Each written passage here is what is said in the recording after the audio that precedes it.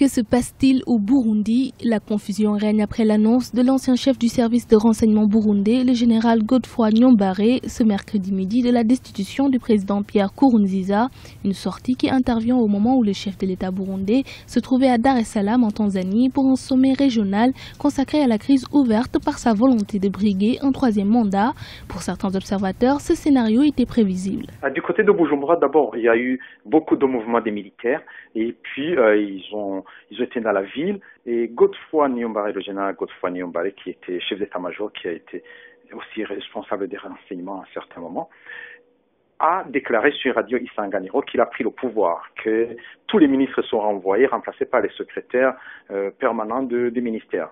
Donc c'est lui maintenant l'homme fort. Ça faisait un bon moment que les gens qui observent, qui suivent l'actualité burundaise savaient bien que Godefroy Niyombare préparait un coup d'État au moins depuis 3 semaines ou un mois. C'était bien visible.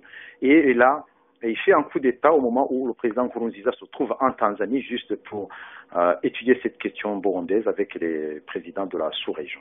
Certains acteurs politiques estiment également que la crise actuelle ne pouvait se résoudre que par l'intervention de l'armée.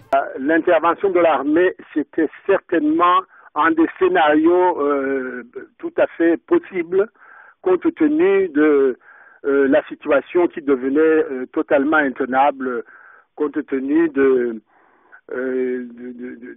la crise qui s'aggravait.